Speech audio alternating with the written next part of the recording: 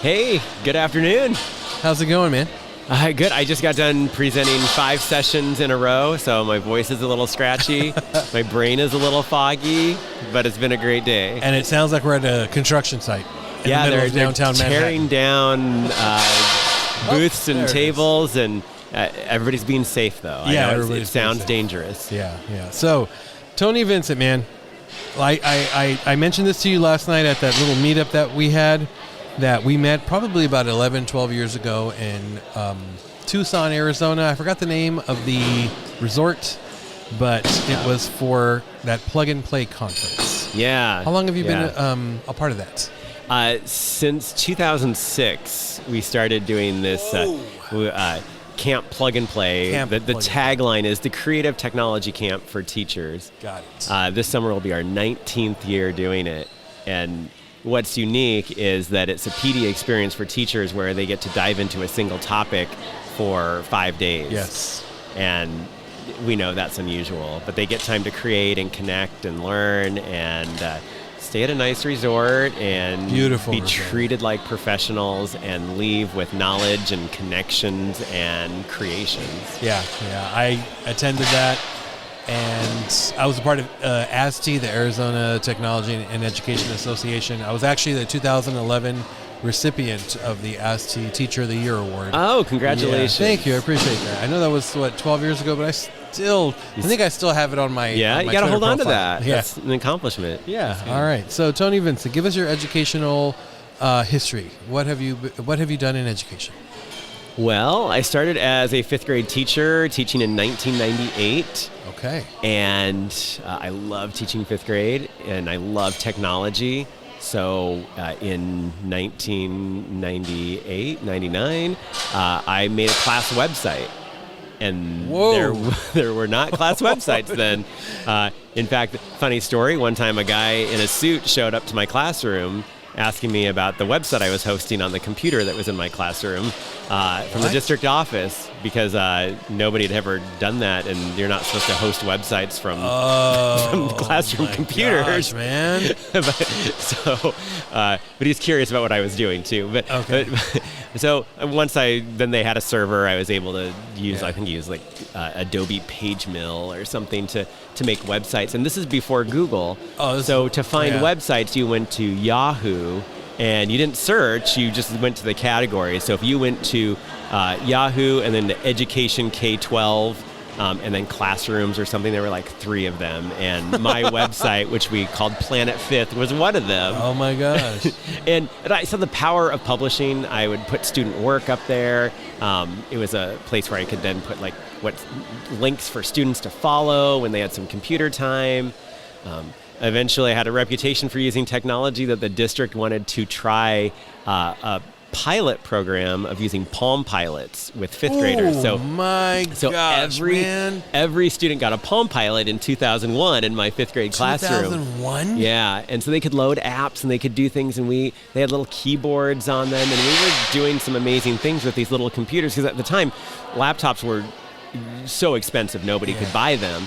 These $500 Palm Top computers were more affordable. Were they QWERTY style keyboards, or were they? Yeah, they had this keyboard that could fold out, so you slid the little device in, and then you could type on the keyboard. Oh, that's right. Yeah. Okay, all right. Yeah, almost like a docking station. Yeah. Otherwise, you could write in what they called graffiti, and you had to kind of follow their special format to recognize your handwriting. I had some 5th graders that were really fast at that. Have you connected with that 5th grade class since then? Not one of them. I connected with. She ends up owning a shop in Omaha. It's fun to reminisce about. How things old she is thought, that so. class now? Really old. I did 2001. They have their own kids now, and That's crazy. I was just talking about this with my wife. We went to lunch. We met up for lunch. She went to some professional development. I had a department meeting, and our lunches coincided, and we went and we started doing the math of our classes when we taught, because I taught 5th grade for years as well. It's actually my primary focus was 5th grade in my educational career. And these kids are old now, man. Those kids are old. That's when you start getting to feel really old, right? Yeah, where I have some friends, and like once I find out their ages, I'm like, oh, you could have been one of my fifth graders. Yeah. So after I taught fifth grade, then, and I loved the technology so much, I became my school's tech coach, working with kindergarten through fifth grade and their teachers. And in 2005, we started a podcast, which is one of the first podcasts from an elementary school. Wow. I remember Apple unveiling, this is before podcast was even in iTunes. And at an ISTE, they released, they're adding podcasts, and our podcast is called Radio Willow Web. And it was like one of 2 K-12 podcasts in there because it wasn't a thing yet. But I had so much fun with kids making, planning what they're going to say and planning different segments. And then we went into GarageBand to pick out the music. It was a lot. It was a lot of fun. That's almost 18 years ago. I know. That's crazy. That is nuts, man. This is a very retrospective episode. It's starting to turn into. It is, I know things go way back, but what then I started speaking at conferences and doing podcasting workshops, and also had people come from all over the country to our school to see what we were doing there because it was so new. Yeah. Nobody was doing it yet. That eventually I thought it was hard for me to balance both things of being a teacher in a school and going out and working with adults. So I became self-employed, working at conferences and things, and then I got the itch to go back. So I taught fifth grade during the 2018-2019 school year. That I did not know. Yeah, and so I taught in Council Bluffs, Iowa, and we had Chromebooks and had such a great time with those students and what they could create.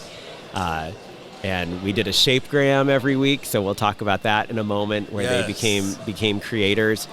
After that year, I didn't know if I was going to go back for the rest of my life to the classroom or if it was going to be 1 year, but I missed my family. I'm the type of teacher that I take way too long to do everything, and lesson planning takes me forever, and I'd wake up early to work at home before I'd go to work, and you know how that goes, and work. It wears you out. Yeah, and I'm like, no, my kids are in kindergarten. I have twins. Oh, you do? So they started kindergarten, so that, I'll go back and I'll teach at the same school, and it's a great school. I'm glad I did it. But it was an intense year, and I feel like I missed out on a lot of things because I was so busy. That's the hard part. Yeah. When I taught before, doing all that stuff, websites and podcasts, I didn't have my own kids. I had a lot more time to do that sort of thing. Yeah, that definitely is a pressure. Yeah, it's a good pressure because you're doing things with the right intention, with the right people, but it's just something's got to give. Something's got to give, and in one way or another, something's going to suffer. And you called it. I love working with teachers, so conferences like this and Camp Plug and Play, it's a great time, but I love working with kids too. So I struck a balance, I figured out, by substitute teaching. So it is. So I do that I was going to ask you about that. A few times a month, and at the school that I taught at, where my kids go to school, and so the teachers know, like, you can do whatever you want. Like, I was connected to the curriculum, what they're learning anyway, but I get to try out these new tech things or show them things I know that work, and have the connection with the kids, but yet not be overwhelmed with all the planning and all the things that I had to do, and have time for the other stuff I do in life. And if stuff doesn't go well when you try it, I'm not going to be there tomorrow, so whatever. See ya. Wow. So full circle, man. That's pretty cool. I've never thought about that. I'm to the point where I'm hopefully going to be going to that route, self-employed, hopefully in the next year and some change. I've been saying that for a couple of years, and I always talk myself out of it. My wife is the one who's pushing me more and more, but I always talk myself out of it. It's just a leap. It is a leap. For me, when I made the leap, I had won a teaching award that came with like a large check, a comically large check, and in its value. I had a very large one I put on my wall, but I saved that, and I just saved it for a year. Just kept it there, thinking, okay, if I become self-employed and it doesn't work out, I have this money in the bank. Had I not had that money, I don't think I would have been brave enough to do it. Okay. All right. So one day, man. One day. So just get a comically large check, and then you're good to go. just sign that one over to me. It's long gone. Yeah. All right. Well, Tony, you've probably been on hundreds of podcasts, if not hosted them yourself. But you're on the EdTech Bites podcast, sir. It is all about educational technology and food. Yes. All right. What do we have here? We have donut holes, man. Ah, ooh. I buy donut holes for what a way to end a conference. Yeah, Get in the car or jump in your Uber and go to town on those bad boys. So that's my gift to you, man. It's all about breaking bread. Yeah. The best conversations are always had at the table over some food. So that's what my mantra's all about, man. So Shapegrams. Yeah. Talk to us, man. I'm on an elevator with Tony Vincent. I'm getting off on the 4th floor. He's getting off on the 3rd floor. Hey, what are Shapegrams? Oh, pressure. Oh, man. Oh, the elevator got stuck. We have more time. This is nice. You pulled the fire alarm. Yeah. All right, go for it, man. What are Shapegrams? They are a series of drawing lessons and challenges for kids to help them learn technology skills, a growth mindset, and some digital drawing applications. Okay. So they're all based in Google Slides or Google Drawings. And there's that shapes menu in there, and they have a variety of shapes. So the same shapes that you can get in PowerPoint. Yeah. But they start simple. So you just draw this house that's made out of like a rectangle and a triangle and other rectangles that are the doors. And students learn how to layer. And I have videos that are embedded in each of these documents. So you get this Google slideshow, and the video's linked in there. There's a picture to recreate, space to recreate it, and then a side activity if students finish early. And I remember doing this with my 5th graders before Shapegrams were a thing. I had done it as part of an online class, but then when I went back to the class, I'm like, I want to do one of these every week. So every Wednesday was Shapegram Wednesday when they came into the door, and they got a new one. So this house, the very first one, they all wanted to quit. Like, they didn't understand how to do the shapes. They couldn't get them lined up right, and it was really hard for them. Plus, this is several years ago. I think students in general have used technology maybe a little bit more than they did at that point because of COVID. But I found out that they really needed the encouragement that, like, you're not going to get it right the first time, and that's okay. So I didn't expect that this growth mindset, this encouragement that they needed was going to be embedded in it. But it was important. It's an important life skill to know you don't get everything the first time. Yeah. Keep trying, try a different tactic. So they get harder. Then there's like this face that's winking that has a tongue sticking out. So then you learn about the moon shape, and you learn about how to give the shapes different borders and thicknesses. And so each lesson kind of builds on the other, just letting them know all these different drawing techniques that in the end, my students, my 5th graders, they could draw diagrams, they could illustrate their own projects, and they could make their own stickers and all that stuff. And it was neat to see. And they loved it so much. They hated doing that first one. It was so hard for them. But then it was a really rainy season. We had a lot of flooding in Iowa that year. No recess? No recess. They were inside for recess. Yep. And so they could choose what they wanted to do. Half the class just joined every time we had the rain day, no recess. They joined this Google Slides document where they all just drew different things for fun. One girl, she spent her time and she traced the entire United States with the polyline tool. Whoa! And now you can go in and change the color of the states that you visited or whatever. But she zoomed in and meticulously traced each state. Wow, that is pretty cool. I would have never thought of taking something as simple as the shapes menu to that level. And you mentioned a word that I call the new F word in education. Fun. It's like you can't have fun anymore in class. It's all about the content. If it doesn't align to a standard, if it is not with high rigor, it shouldn't be done. It's almost to the point where smiling and laughing in a classroom and having fun is frowned upon. And how fun was that to do that with your students? It was a good time. And then with the videos that I have in there now, so after I did it with my 5th graders, then I refined them and I put them on a site, shapegrams.com, and many of them are free. Yeah. So I spent so much time. There's a membership that you get all of them if you want, but you just click the free tab. You can just do the free ones. Okay. And so I added videos to them. I didn't have the videos when I did it with my 5th graders, so I was there live. So I start every video with a joke, and I cram as many puns as I can in these things. The whole process. I mean, yeah, and it's fun. Like the teachers will email me that use these with their kids, and like, they love your jokes, or they love to hate your jokes. Yeah. I mean, either way, I always think after you've watched a Shapegrams video, you will have grown. One way or another. No pun intended. Yeah. I like the double entendre. Yes. Double entendre. I like it. Groan. Grown or GROA. You never know. I like that. That's pretty cool. When did you get to the point where you said, hey, these things that I'm doing every Wednesday, these can turn into something bigger than what they actually are and go beyond the walls?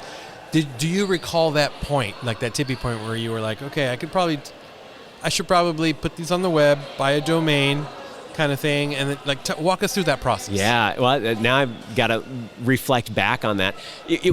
I did this originally with teachers in an online workshop that I used to teach called Classy Graphics. Okay. And it was all based in Google Drawings, and I wanted to give them more skills. And then I'm like, well, what am I going to call these things that they do? And I had brainstormed different ideas. And I said, Shapegrams, what I'll call it, I guess. Kind of like tangrams. Exactly. Yeah. Or like a telegram is like you've got this message coming in and you want to make it with shape. I don't know. I thought about just recreating emojis. So I think I called it like emojis. I had something in the name. But anyway, for this online class that I did, before I went back to the classroom, I had done Shapegrams. So when I went to the classroom, I knew it was something I wanted to do. With an eye on, like, this worked really well with adults. I think it's going to work great with kids. Yeah. So as I made them for my 5th graders, I tried to, I knew from the very first one, like, I want to put this out there for teachers to use later. So I didn't mind taking a whole lot of time, usually Tuesday nights, the night before, putting together a new one for them. Okay, all right. And it just kind of grew legs, right? Yeah, because it's a fun idea. I mean, the only thing is, like what you had said earlier, is teachers will say, well, where do I fit this in?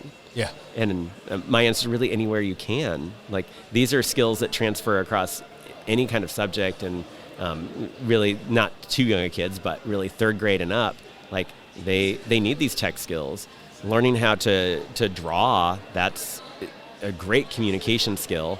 And then sticking with that growth mindset. So it can fall under a lot of umbrellas. Yeah. And kids love it. When I go to schools that use Shapegrams and kids are there, it's fun to be the celebrity. I could imagine. I mean, one time I was in you're the guy who says all those jokes. Yeah, you're the joke guy.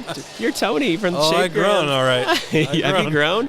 I mean, one time I was jogging in my neighborhood, and a girl stopped me and is like, "Are you Tony from Shapegrams?"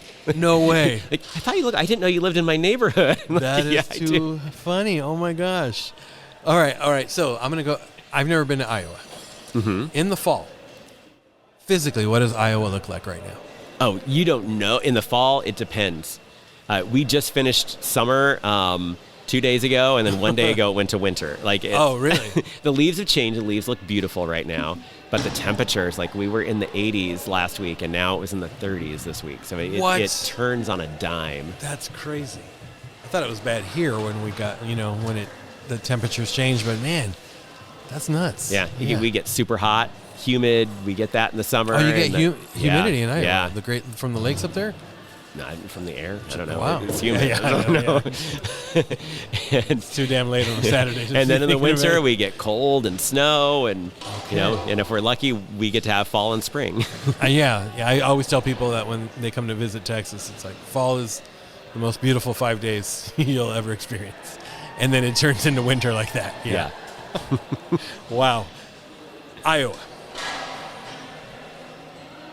What is okay, I'm going to go visit you in Iowa one day. Yes. You're going to take me out to eat, to have like is it an Iowanian? What do you call a meal? Like a traditional Iowa meal. What does that consist of? Oh, I don't know. Lots of corn.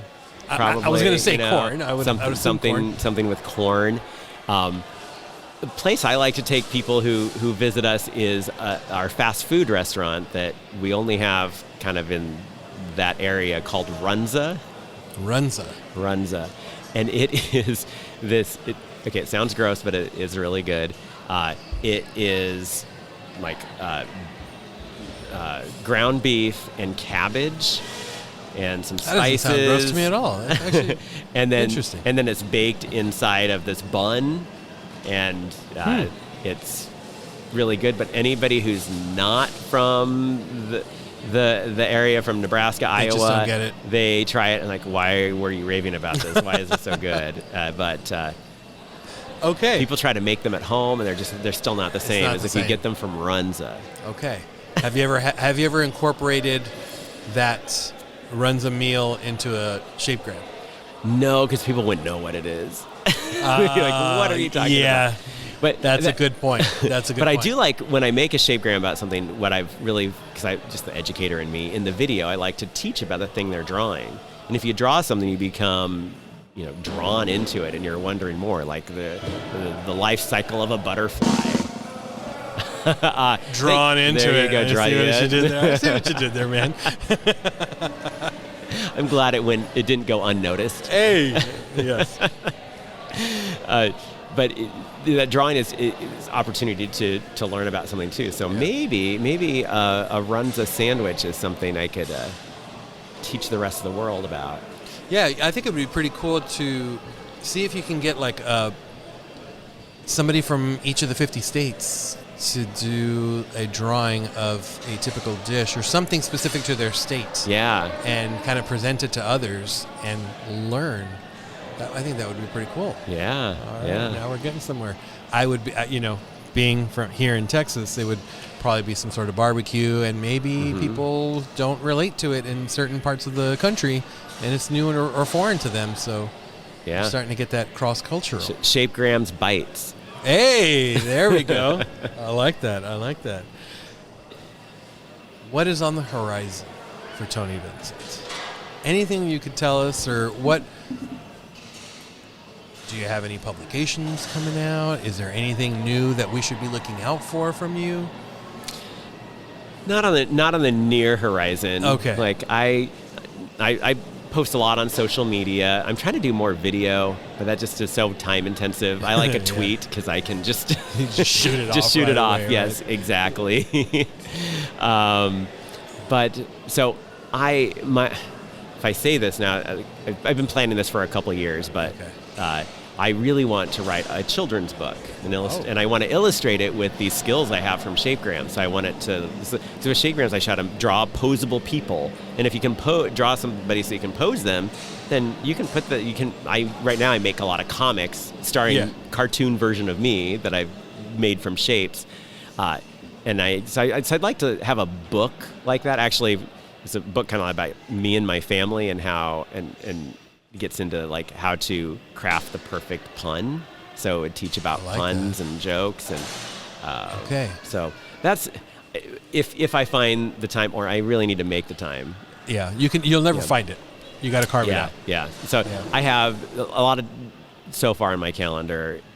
Winter looks really good. So I think once I've been collecting ideas for so long that I just need to start actually writing it and putting it together, because I know I'm excited about it already, but once I see it come together and then having kids read it and having, because kids they can't write their own jokes. They do not turn out good. So I want they recycle a book a lot of stuff that's centered around a story that shows them how they can take something in different ways to make it a pun and that. So you guys are hearing it here directly from Tony. That's right. I have not said this out loud before to on a podcast. Take that idea, or we will cash you outside. That's yes, right. We will. So you just made me realize something. Is your avatar on Twitter or X, whatever you want to call it, did you draw that? I did, yeah. Yep. Is that basically a shapegram? It is, yep. I just put the two together, man. Okay. Yep, that's... I would have never... I drew it in Google Slides. And I have to tell you, it looks a lot like you. And usually you see people's Bitmojis or whatever, and it's nothing like them. Yeah. But you made this with Google Slides? Yeah, yep. And exported it as a PNG or whatever you want? Exactly, yep. And since I drew the eyebrows and everything, I can make him have different facial expressions just by, moving and rotating an eyebrow is pretty amazing. So with a Shapegrams membership, I show how to draw yourself as an avatar with shapes, and then how to give yourself different poses, and it's fun to see kids do that. Dude, you just blew my mind.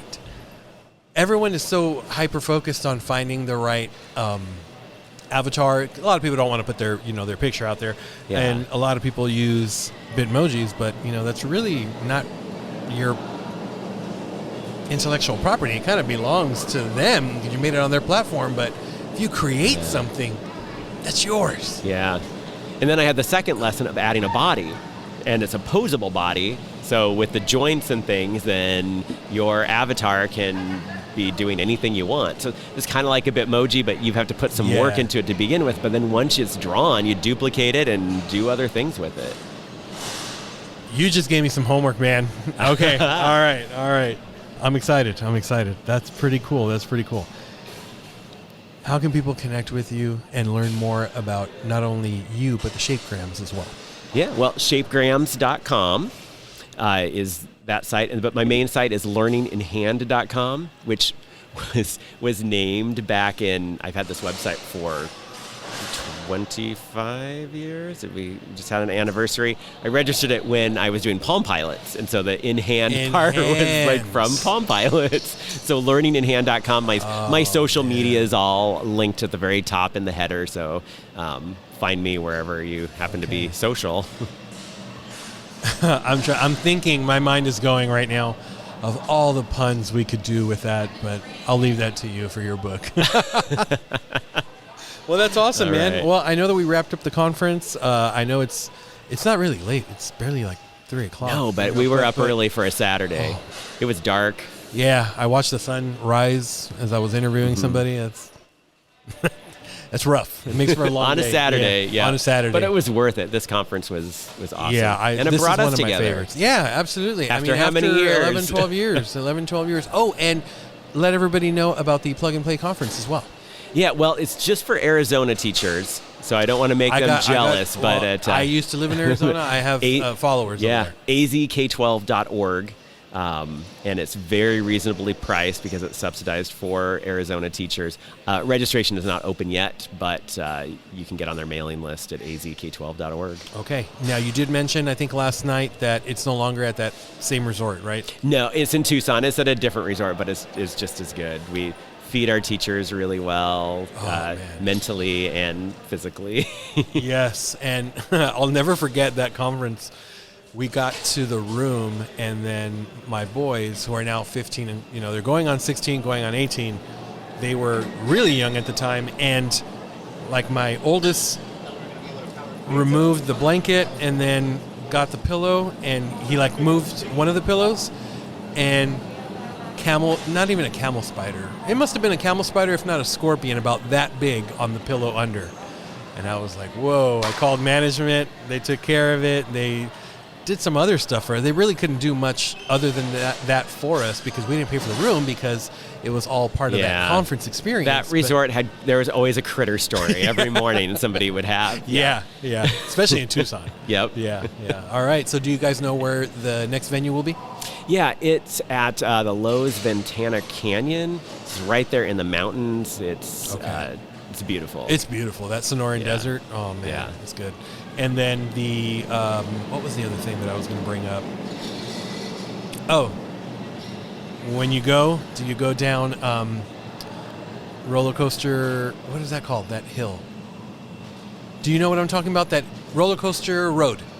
Roller Coaster Road. No, tell me about that. You don't know about Roller Coaster Road? No. Okay. So next time you go to Tucson, look up Roller Coaster Road. It's literally a street that winds like a roller coaster and has dips and valleys and hills like a roller coaster, but you drive on it. And just take your foot off the brake and just grip the wheel. You have your kids in the back, they're going to be screaming. It does not sound fun to me. You got to check it out. Well, I appreciate you. Appreciate your time, man. Appreciate everything that you're contributing to our educational space, man. And thank you so much for everything you do. You're welcome. All right. I appreciate it, brother. Have safe travels, and we'll talk soon.